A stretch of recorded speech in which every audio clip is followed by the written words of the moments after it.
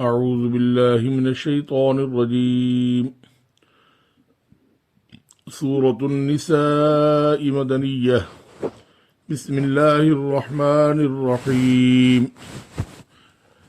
يا أيها الناس اتقوا ربكم الذي خلقكم من نفس واحدة وخلق منها زوجها وبث منهما رجالا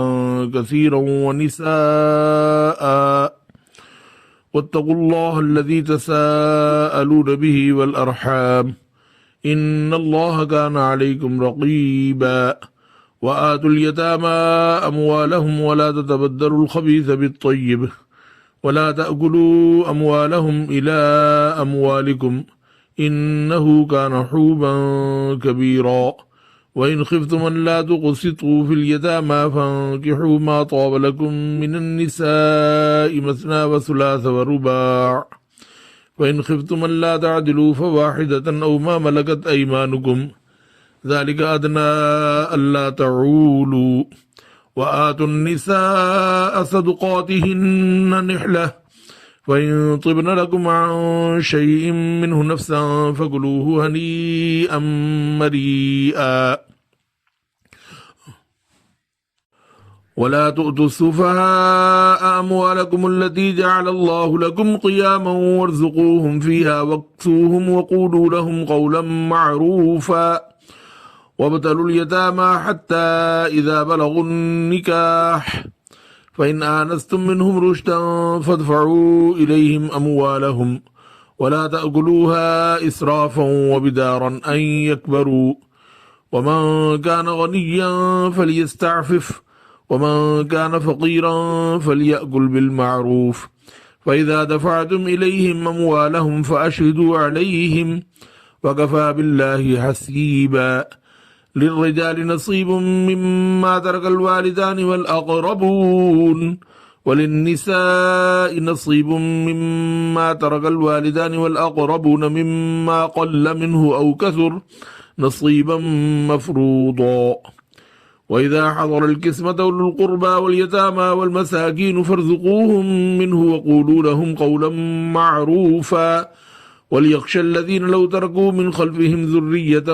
ضعافا خافوا عليهم فليتقوا الله وليقولوا قولا سديدا إن الذين يأكلون أموال اليتامى ظلما إنما يأكلون في بطونهم نارا وسيصلون سعيرا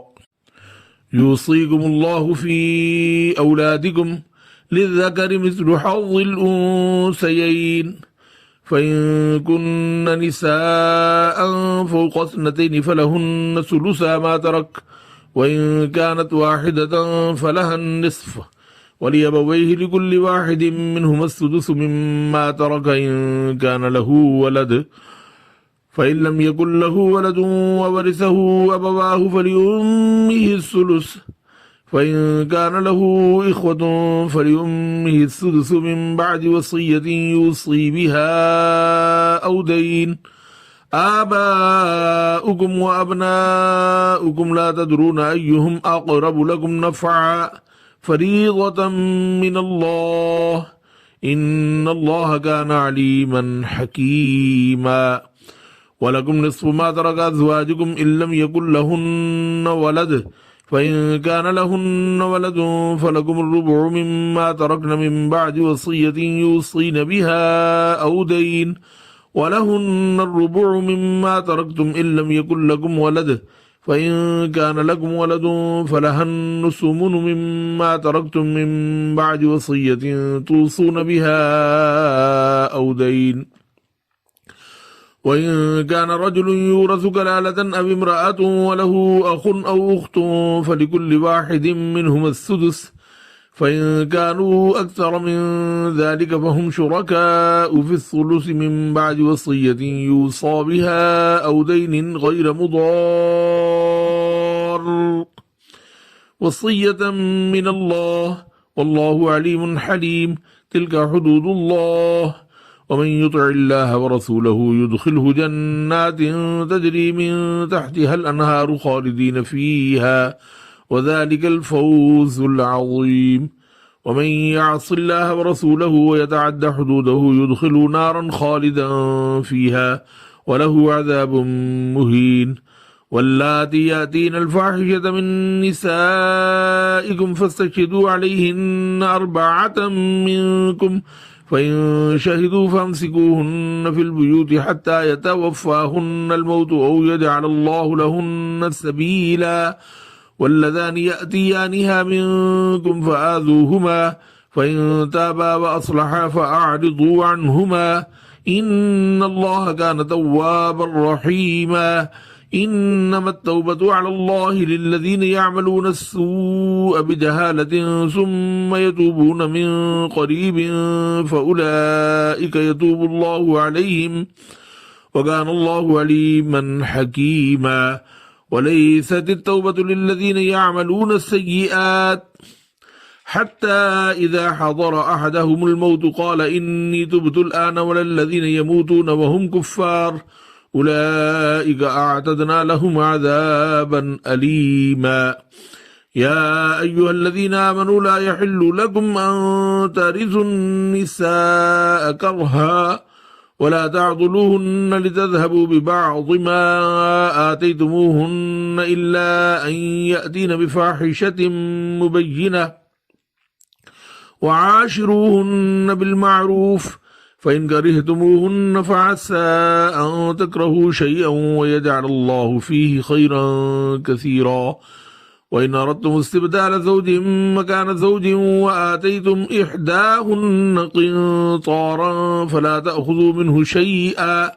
أتأخذونه بهتانا وإثما مبينا وكيف تأخذونه وقد أفضى بعضكم إلى بعض وأخذن منكم ميثاقا غليظا ولا تنكحوا ما نكح آباؤكم من النساء إلا ما قد سلف إنه كان فاحشة ومقتا وساء سبيلا حرمت عليكم أمهاتكم وبناتكم وأخواتكم وعماتكم وخالاتكم وبنات الأخ وبنات الأخت وأمهاتكم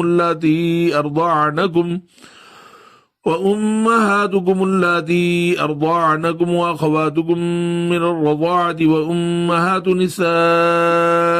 وربائبكم اللاتي في حجوركم من نسائكم اللاتي دخلتم بهن فإن لم تكونوا دخلتم بهن فلا جناح عليكم وحلائل أبنائكم الذين من أصلابكم وأن تجمعوا بين الأختين إلا ما قد سلف إن الله كان غفورا رحيما والمحصنات من النساء إلا ما ملكت أيمانكم كتاب الله عليكم وأحل لكم ما وراء ذلكم أن تبتغوا بأموالكم محصنين غير مسافحين فما استمتعتم به منهن فآتوهن أجورهن فريضة ولا جناح عليكم فيما تراضيتم به من بعد الفريضة إن الله كان عليما حكيما ومن لم يستطع منكم طولا أن ينكح المحصنات المؤمنات فمما ملكت أيمانكم من فتياتكم المؤمنات والله أعلم بإيمانكم بعضكم من بعض فانكحوهن بإذن أهلهن وآتوهن أجورهن بالمعروف محصنات غير مسافحات ولا متخذات أخدان فإذا أحصن فإن أتين بفاحشة فعليهن نصف ما على المحصنات من العذاب ذلك لمن خشي العنة منكم وأن تصبروا خير لكم والله غفور رحيم يريد الله ليبين لكم ويهديكم سنن الذين من قبلكم ويتوب عليكم والله عليم حكيم والله يريد أن يتوب عليكم ويريد الذين يتبعون الشهوات أن تميلوا ميلا عظيما يريد الله أن يخفف عنكم وخلق الإنسان ضعيفا يا أيها الذين آمنوا لا تأكلوا أموالكم بينكم بالباطل إلا أن تكون تجارة عن تراض منكم ولا تقتلوا أنفسكم إن الله كان بكم رحيما ومن يفعل ذلك عدوانا وظلما فسوف نصليه نارا وكان ذلك على الله يسيرا إن تجتنبوا كبائر ما تنهون عنه نكفر عنكم سيئاتكم وندخلكم مدخلا كريما ولا تتمنوا ما فضل الله به بعضكم على بعض للرجال نصيب مما اكتسبوا وللنساء نصيب مما اكتسبن واسألوا الله من فضله إن الله كان بكل شيء عليما ولكل جعلنا موالي مما ترك الوالدان والأقربون والذين عقدت أيمانكم فآتوهم نصيبهم إن الله كان على كل شيء شهيدا الرجال قوامون على النساء بما فضل الله بعضهم على بعض وبما أنفقوا من أموالهم فالصالحات قانتات حافظات للغيب بما حفظ الله واللاتي تخافون نشوزهن فعظوهن واهجروهن في المضاجع واضربوهن فإن أطعنكم فلا تبغوا عليهن سبيلا إن الله كان عليا كبيرا وإن خفتم شقاق بينهما فابعثوا حكما من أهله وحكما من أهلها إن يريدا إصلاحا يوفق الله بينهما إن الله كان عليما خبيرا واعبدوا الله ولا تشركوا به شيئا وبالوالدين إحسانا وبذي القربى واليتامى والمساكين والجار ذي القربى والجار الجنب والصاحب بالجنب وابن السبيل وما ملكت أيمانكم إن الله لا يحب من كان مختالا فخورا الذين يبخلون ويأمرون الناس بالبخل ويكتمون ما آتاهم الله من فضله وأعتدنا للكافرين عذابا مهينا والذين ينفقون أموالهم رئاء الناس ولا يؤمنون بالله ولا باليوم الآخر ومن يكن الشيطان له قرينا فساء قرينا وماذا عليهم لو آمنوا بالله واليوم الآخر وانفقوا مما رزقهم الله وكان الله بهم عليما إن الله لا يظلم مثقال ذرة وإن تك حسنة يضاعفها ويؤت من لدنه أجرا عظيما فكيف إذا جئنا من كل أمة بشهيد وجئنا بك على هؤلاء شهيدا يومئذ يود الذين كفروا وعصوا الرسول لو تسوى بهم الأرض ولا يكتمون الله حديثا يا أيها الذين آمنوا لا تقربوا الصلاة وأنتم سكارى حتى تعلموا ما تقولون ولا جنبا إلا عابري سبيل حتى تغتسلوا وإن كنتم مرضى أو على سفر أو جاء أحد منكم من الغائط أو لامستم النساء فلم تجدوا ماء فتيمموا سعيدا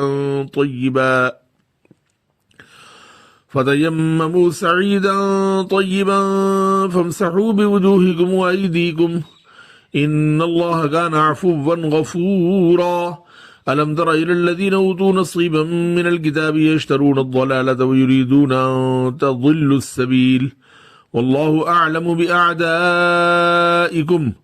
وكفى بالله وليا وكفى بالله نصيرا من الذين هادوا يحرفون الكلم عن مواضعه ويقولون سمعنا وعصينا واسمع غير مسمع وراعنا ليا بألسنتهم وطعنا في الدين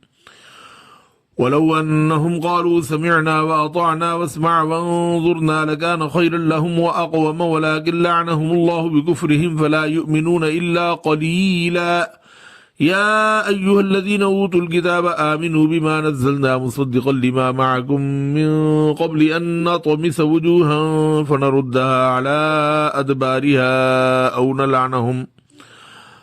فنردها على أدبارها أو نلعنهم كما لعنا أصحاب السبت وكان أمر الله مفعولا إن الله لا يغفر أن يشرك به ويغفر ما دون ذلك لمن يشاء ومن يشرك بالله فقد افترى إثما عظيما ألم تر إلى الذين يزكون أنفسهم بل الله يزكي من يشاء ولا يظلمون فتيلا انظر كيف يفترون على الله الكذب وكفى به إثما مبينا ألم تر إلى الذين أوتوا نصيبا من الكتاب يؤمنون بالجبت والطاغوت ويقولون للذين كفروا هؤلاء أهدى من الذين آمنوا سبيلا أولئك الذين لعنهم الله ومن يلعن الله فلن تجد له نصيرا أم لهم نصيب من الملك فإذا لا يؤتون الناس نقيرا أم يحسدون الناس على ما آتاهم الله من فضله فقد آتينا آل إبراهيم الكتاب والحكمة وآتيناهم ملكا عظيما فمنهم من آمن به ومنهم من صد عنه وكفى بجهنم سعيرا إن الذين كفروا بآياتنا سوف نصليهم نارا كلما نضجت جلودهم بدلناهم جلودا غيرها ليذوقوا العذاب إن الله كان عزيزا حكيما إن الذين كفروا بآياتنا سوف نصليهم نارا كلما نضجت جلودهم بدلناهم جلودا غيرها ليذوقوا العذاب إن الله كان عزيزا حكيما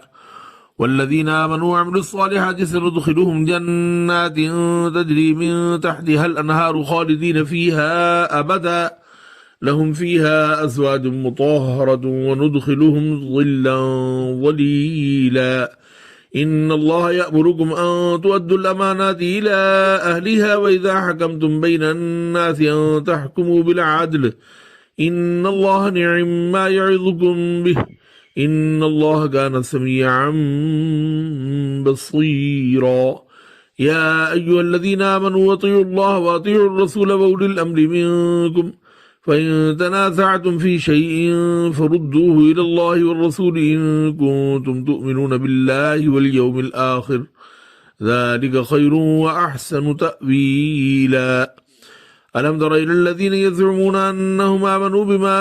أنزل إليك وما أنزل من قبلك يريدون أن يتحاكموا إلى الطاغوت وقد أمروا أن يكفروا به ويريد الشيطان أن يضلهم ضلالا بعيدا وإذا قيل لهم تعالوا إلى ما أنزل الله وإلى الرسول رأيت المنافقين يصدون عنك صدودا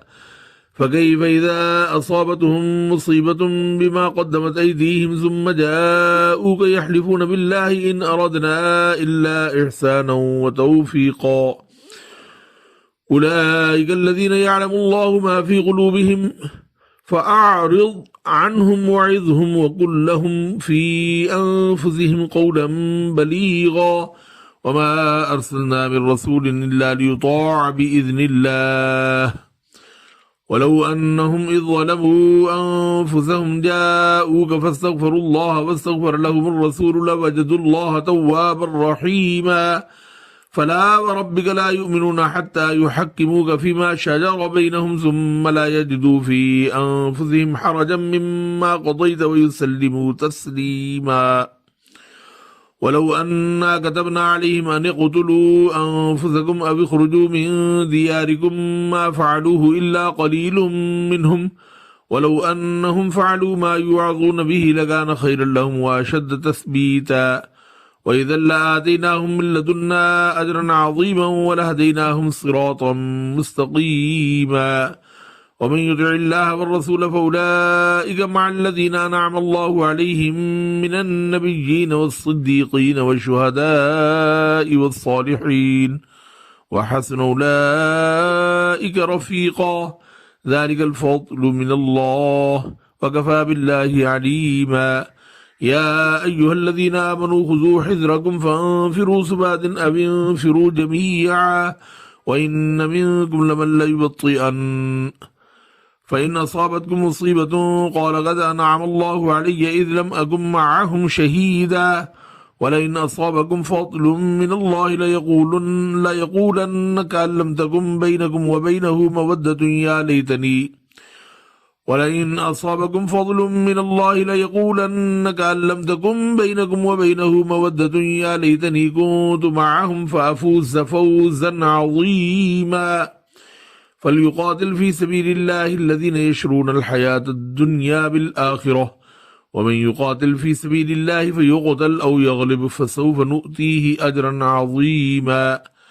وما لكم لا تقاتلون في سبيل الله والمستضعفين من الرجال والنساء والولدان الذين يقولون ربنا أخرجنا من هذه القرية الظالم أهلها واجعل لنا من لدنك وليا واجعل لنا من لدنك نصيرا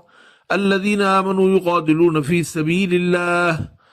والذين كفروا يقاتلون في سبيل الطاغوت فقاتلوا أولياء الشيطان إن كيد الشيطان كان ضعيفا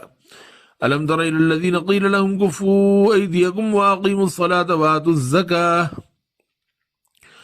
فلما كتب عليهم القتال إذا فريق منهم يخشون الناس كخشية الله أو أشد خشية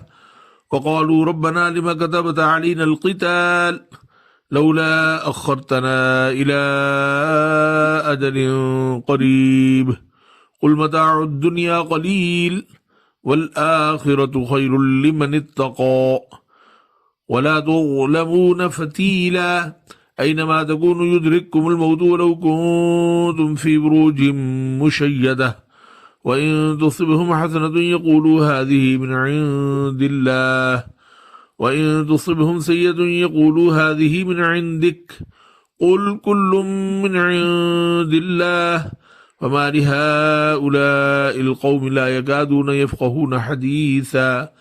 ما أصابك من حسنة فمن الله وما أصابك من سيئة فمن نفسك وأرسلناك للناس رسولا وكفى بالله شهيدا من يطع الرسول فقد أطاع الله ومن تولى فما أرسلناك عليهم حفيظا ويقولون طاعة فإذا برزوا من عندك بيت طائفة منهم غير الذي تقول والله يكتب ما يبيتون فأعرض عنهم وتوكل على الله وكفى بالله وكيلا أفلا يتدبرون القرآن ولو كان من عند غير الله لوجدوا فيه اختلافا كثيرا وإذا جاءهم أمر من الأمن أو الخوف أذاعوا به ولو ردوه إلى الرسول وإلى أولي الأمر منهم لعلمه الذين يستنبطونه منهم ولولا فضل الله عليكم ورحمته لاتبعتم الشيطان إلا قليلا فقاتل في سبيل الله لا تكلف إلا نفسك وحرض المؤمنين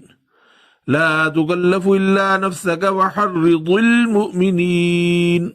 عسى الله أن يكف بأس الذين كفروا والله أشد بأسا وأشد تنكيلا من يشفع شفاعة حسنة يكن له نصيب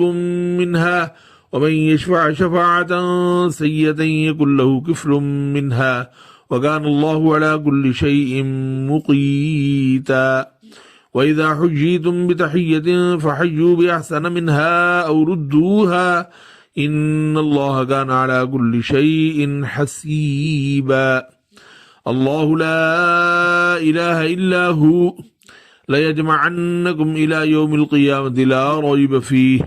ومن أصدق من الله حديثا فما لكم في المنافقين فئتين والله أركسهم بما كسبوا أتريدون أن تهدوا من أضل الله ومن يضلل الله فلن تجد له سبيلا ودوا لو تكفرون كما كفروا فتكونون سواء فلا تتخذوا منهم أولياء حتى يهاجروا في سبيل الله فإن تولوا فخذوهم وقتلوهم حيث وجدتموهم ولا تتخذوا منهم وليا ولا نصيرا إلا الذين يصلون إلى قوم بينكم وبينه ميثاق أو جاءوكم حصرت صدورهم أن يقاتلوكم أو يقاتلوا قومهم ولو شاء الله لسلطهم عليكم فلقاتلوكم فإن اعتزلوكم فلم يقاتلوكم وألقوا إليكم السلام فما جعل الله لكم عليهم سبيلا ستجدون آخرين يريدون أن يأمنوكم ويأمنوا قومهم كلما ردوا إلى الفتنة أركسوا فيها فإن لم يعتزلوكم ويلقوا إليكم السلام ويكفوا أيديهم فخذوهم واقتلوهم حيث ثقفتموهم وأولئكم جعلنا لكم عليهم سلطانا مبينا وما كان لمؤمن أن يقتل مؤمنا إلا خطأ ومن قتل مؤمنا خطأ فتحرير رقبة مؤمنة ودية مسلمة إلى أهله إلا أن يصدقوا فإن كان من قوم عدو لكم وهو مؤمن فتحرير رقبة مؤمنة وإن كان من قوم بينكم وبينهم ميثاق فدية مسلمة إلى أهله وتحرير رقبة مؤمنة فمن لم يجد فصيام شهرين متتابعين توبة من الله وكان الله عليما حكيما ومن يقتل مؤمنا متعمدا فجزاؤه جهنم خالدا فيها وغضب الله عليه ولعنه وأعد له عذابا عظيما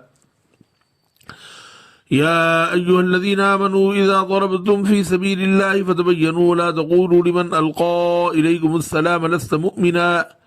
تبتغون عرض الحياة الدنيا وعند الله مغانم كثيرة كذلك كنتم من قبل فمن الله عليكم فتبينوا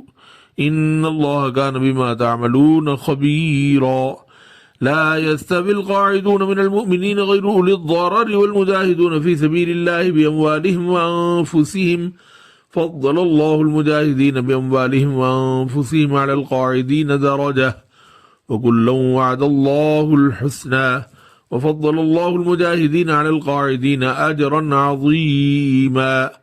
درجات منه مغفرة ورحمة وكان الله غفورا رحيما إن الذين توفاهم الملائكة ظالمي أنفسهم قالوا فيما كنتم قالوا كنا مستضعفين في الأرض قالوا ألم تكن أرض الله واسعة فتهاجروا فيها فأولئك مأواهم جهنم وساءت مصيرا إلا المستضعفين من الرجال والنساء والولدان لا يستطيعون حيلة ولا يهتدون سبيلا فأولئك عسى الله أن يعفو عنهم وكان الله عفوا غفورا ومن يهاجر في سبيل الله يجد في الأرض مراغما كثيرا وسعة ومن يخرج من بيته مهاجرا إلى الله ورسوله ثم يدركه الموت فقد وقع أجره على الله وكان الله غفورا رحيما وإذا ضربتم في الأرض فليس عليكم جناح أن تقصروا من الصلاة إن خفتم أن يفتنكم الذين كفروا إن الكافرين كانوا لكم عدوا مبينا وإذا كنت فيهم فأقمت لهم الصلاة فلتقم طائفة منهم معك وليأخذوا أسلحتهم فإذا سجدوا فليكونوا من ورائكم ولتأت طائفة أخرى لم يصلوا فليصلوا معك وليأخذوا حذرهم وأسلحتهم ود الذين كفروا لو تغفلون عن أسلحتكم وأمتعتكم فيميلون عليكم ميلة واحدة ولا جناح عليكم إن كان بكم أذى من مطر أو كنتم مرضى أن تضعوا أسلحتكم وخذوا حذركم إن الله أعد للكافرين عذابا مهينا فإذا قضيتم الصلاة فاذكروا الله قياما وقعودا وعلى جنوبكم فإذا طمأنتم فأقيموا الصلاة إن الصلاة كانت على المؤمنين كتابا موقوتا ولا تهنوا في ابتغاء القوم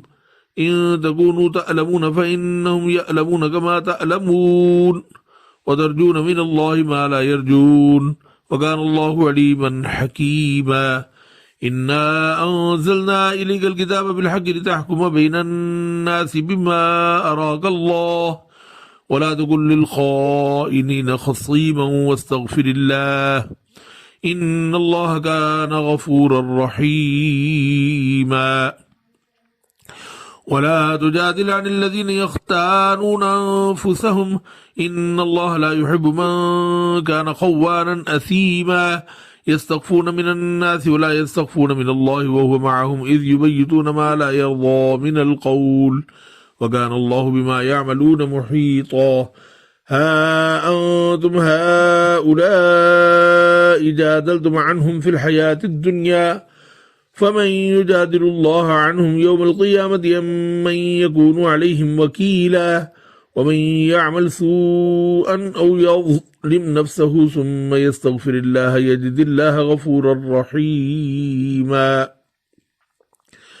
ومن يكسب إثما فإنما يكسبه على نفسه وكان الله عليما حكيما ومن يكسب خطيئة أو إثما ثم يرم به بريئا فقد احتمل بهتانا وإثما مبينا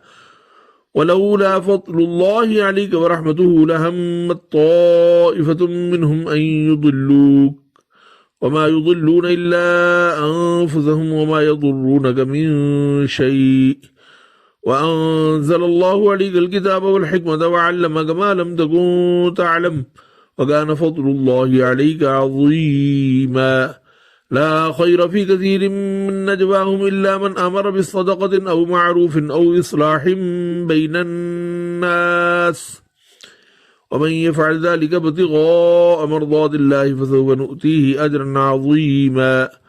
ومن يشاقق الرسول من بعد ما تبين له الهدى ويتبع غير سبيل المؤمنين نوله ما تولى ونصله جهنم وساءت مصيرا إن الله لا يغفر أن يشرك به ويغفر ما دون ذلك لمن يشاء ومن يشرك بالله فقد ضل ضلالا بعيدا إن يدعون من دونه إلا إناثا وإن يدعون إلا شيطانا مريدا لعنه الله وقال لا أتخذن من عبادك نصيبا مفروضا ولأضلنهم ولأمنينهم ولآمرنهم فليبتكن آذان الأنعام ولآمرنهم فليغيرن خلق الله ومن يتخذ الشيطان وليا من دون الله فقد خسر خسرانا مبينا ولأضلنهم ولأمنينهم ولآمرنهم فليبتكن آذان الأنعام ولآمرنهم فليغيرن خلق الله ومن يتخذ الشيطان وليا من دون الله فقد خسر خسرانا مبينا يعدهم ويمنيهم وما يعدهم الشيطان إلا غرورا أولئك مأواهم جهنم ولا يجدون عنها محيصا والذين آمنوا وعملوا الصالحات سندخلهم جنات تجري من تحتها الأنهار خالدين فيها أبدا وعد الله حقا ومن أصدق من الله قيلا ليس بأمانيكم ولا أماني أهل الكتاب من يعمل سوءا يجز به ولا يجد له من دون الله وليا ولا نصيرا ومن يعمل من الصالحات من ذكر أو أنثى وهو مؤمن فأولئك يدخلون الجنة ولا يظلمون نقيرا ومن أحسن دينا ممن أسلم وجهه لله وهو محسن واتبع ملة إبراهيم حنيفا واتخذ الله إبراهيم خليلا ولله ما في السماوات وما في الأرض وكان الله بكل شيء محيطا ويستفتونك في النساء قل الله يفتيكم فيهن وما يتلى عليكم في الكتاب في يتامى النساء اللاتي لا تؤتونهن ما كتب لهن وترغبون أن تنكحوهن والمستضعفين من الولدان وأن تقوموا لليتامى بالقسط وما تفعلوا من خير فإن الله كان به عليما وإن امرأة خافت من بعدها نشوزا أو إعراضا فلا جناح عليهما أن يصلحا بينهما صلحا والصلح خير وأحضرت الأنفس الشح وإن تحسنوا وتتقوا فإن الله كان بما تعملون خبيرا ولن تستطيعوا أن تعدلوا بين النساء ولو حرصتم فلا تميلوا كل الميل فتذروها كالمعلقة وإن تصلحوا وتتقوا فإن الله كان غفورا رحيما وإن يتفرقا يغني الله كلا من سعته وكان الله واسعا حكيما ولله ما في السماوات وما في الأرض ولقد وصينا الذين أوتوا الكتاب من قبلكم وإياكم أن اتقوا الله وإن تكفروا فإن لله ما في السماوات وما في الأرض وكان الله غنيا حميدا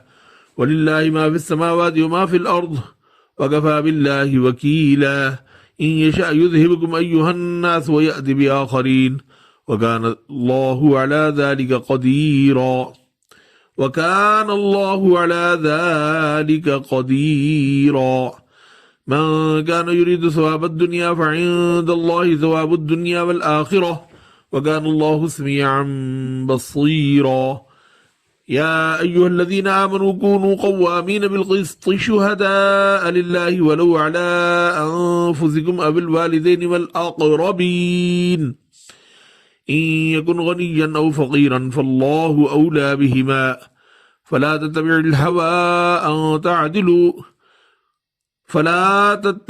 الهوى أن تعدلوا وإن تلووا أو تعرضوا فإن الله كان بما تعملون خبيرا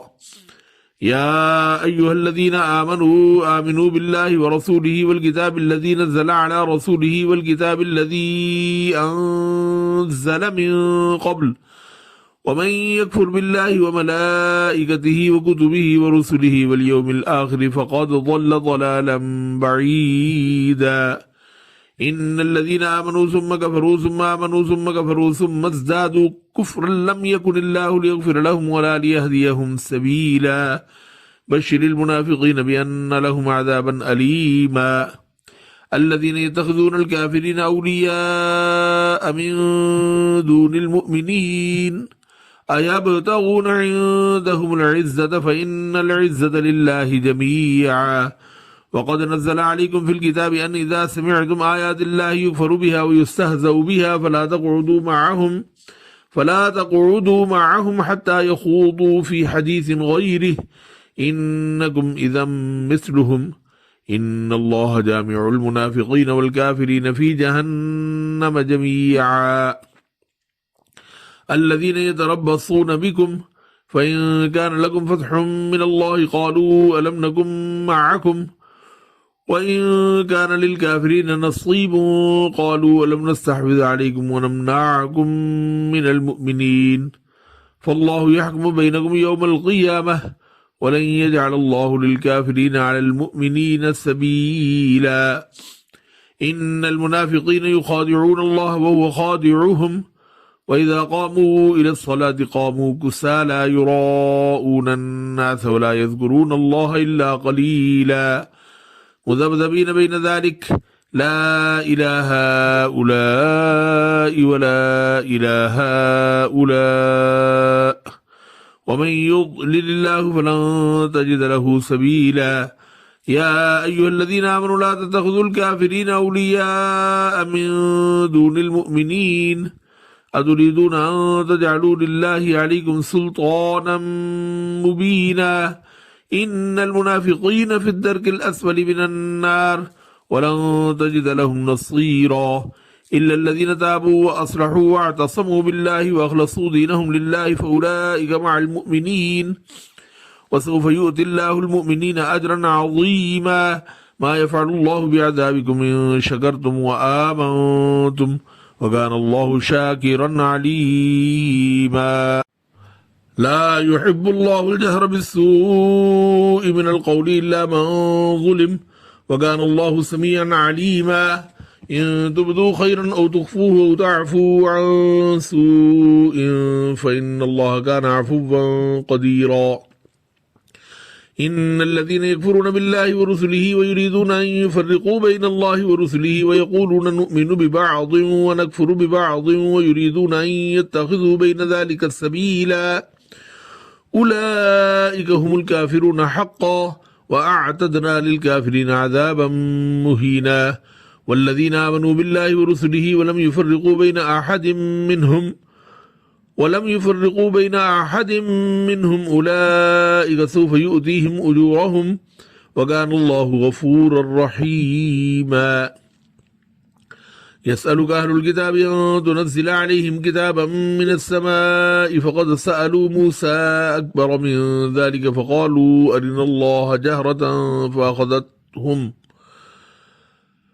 فقالوا أرنا الله جهرة فأخذتهم الصاعقة بظلمهم ثم اتخذوا العجل من بعد ما جاءتهم البينات فعفونا عن ذلك